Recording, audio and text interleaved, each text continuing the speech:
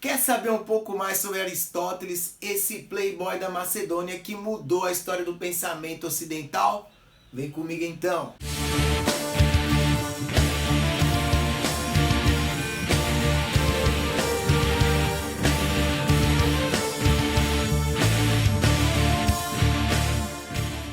Salve! Eu sou o Ibsen, esse é o seu canal Ibsen sobre som e filosofia e hoje nós vamos falar sobre ética e política em Aristóteles. Aristóteles é um rapaz que nasceu na Macedônia, filho de um médico de uma família aristocrática que aos 19 anos foi estudar na Academia de Platão, que ficava em Atenas. Platão, que você já conhece, se não conhece, tem alguns vídeos que você pode conhecer um pouco mais sobre ele. Foi seguidor, discípulo de Sócrates e a partir de quem nós sabemos tudo ou quase tudo que se sabe sobre Sócrates, que foram escritos nos diálogos de Platão. Muito bem, nós vamos falar do pensamento, das concepções éticas e políticas de Aristóteles. Aristóteles é um daqueles filósofos que são considerados filósofos da sistematização do conhecimento. Porque Aristóteles não atuava, não pensava, não exercia sua filosofia apenas em uma área como a ética, como a política, que nós vamos ver hoje. Ele falou de inúmeras áreas do conhecimento, da epistemologia, da lógica, falou sobre botânica, a ética, a política, a astronomia, a biologia, a física, a metafísica, enfim. Aristóteles é considerado um sistematizador do conhecimento. Hoje nós vamos nos ater às concepções éticas e políticas de Aristóteles. Muito bem.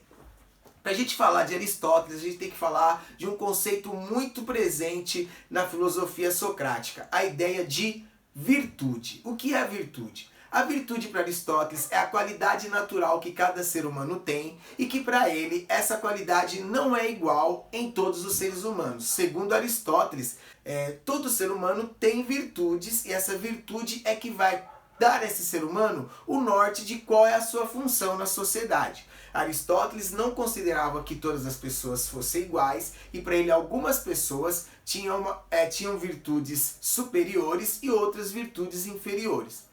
E para Aristóteles, o papel da contemplação, ou seja, a filosofia, tem como uma das suas principais características fazer com que o homem possa entender qual é a sua virtude, qual é essa sua qualidade, e a partir do desenvolvimento dessa virtude, aproveitá-la no mundo, na sociedade. Cada pessoa deve ter a sua função determinada pela sua virtude. Cada pessoa deve procurar para si aquilo no que ela é melhor.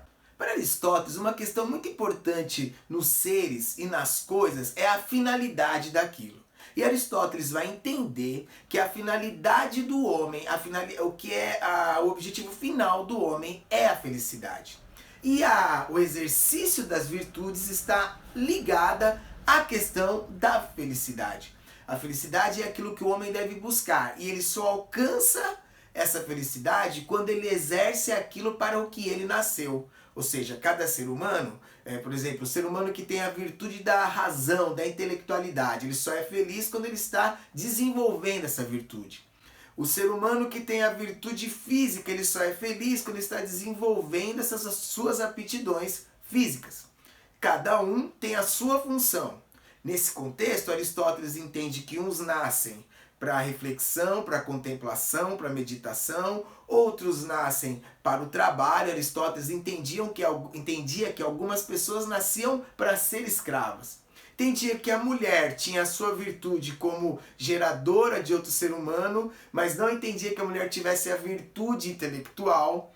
E cada um é feliz quando exerce aquilo para o que nasceu. E uma questão muito importante para Aristóteles, e você vai perceber que a ética e a política estão ligadas por dois elementos fundamentais, que é a questão da felicidade, que eu disse é o fim de todo ser humano, e a outra questão é a moderação. Aristóteles entende que o caminho para a felicidade é a temperança. A virtude está no justo meio, ou seja, faça aquilo que te faz feliz, busque o prazer, desde que você exerça esse prazer, que você, como caminho para a felicidade, faça isso com equilíbrio, com moderação, com temperança. É isso, para Aristóteles você pode fazer o que você quiser, desde que aquilo não gere em você a possibilidade do vício, do excesso e da dependência. Tudo pode ser feito desde que seja feito com equilíbrio. Então vamos lá, recapitulando.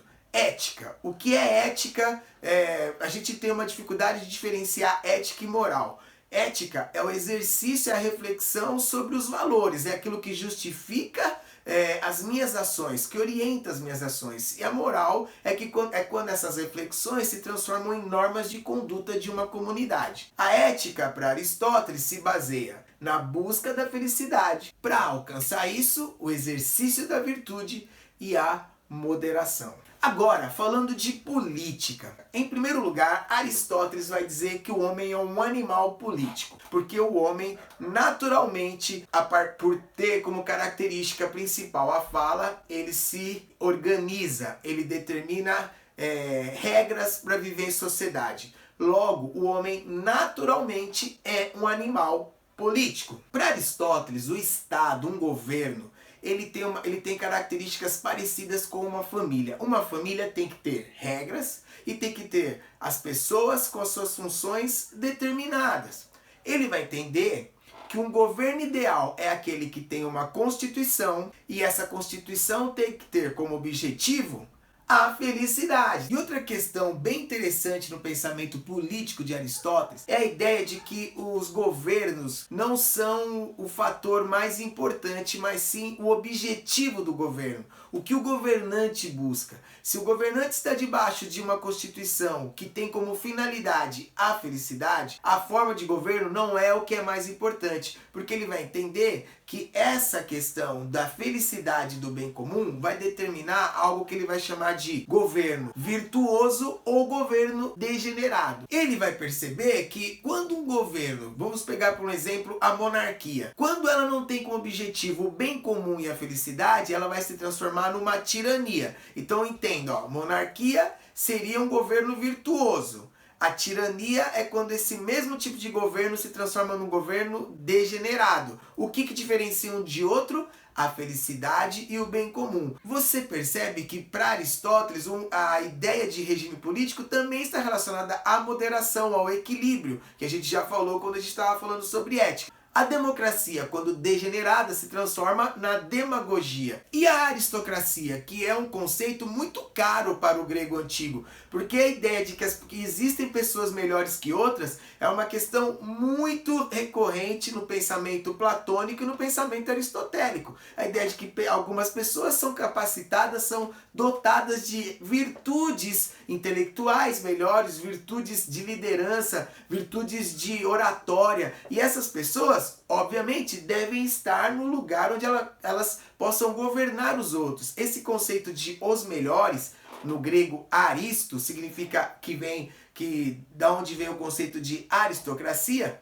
Quando degenerado, se transforma numa oligarquia, ou seja, ricos comandando pobres para se aproveitar dessa condição.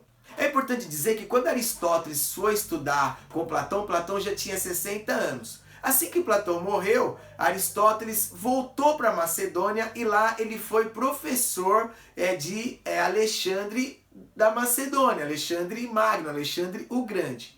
Por um bom período ali ele deu aulas para Alexandre, depois ele voltou para Atenas e aí ele montou o Liceu, que é a escola onde ele desenvolveu todos os seus pensamentos e todos os seus conceitos sobre questões relacionadas à ciência, biologia, ética, metafísica, enfim. Aristóteles foi beneficiado pelas excursões de Alexandre pelo mundo e coisas que Alexandre mandava para Aristóteles, espécies de animais, espécies de plantas. E no liceu, Aristóteles costumava dar aula no pátio para os seus alunos que eram chamados de peripatéticos, aqueles que passeiam. Não esqueça de se inscrever, deixar seu comentário, falar para todo mundo desse canal, espalhar mesmo, que eu preciso da sua ajuda. Ative o sininho para você saber dos outros vídeos. Tamo juntão, salve!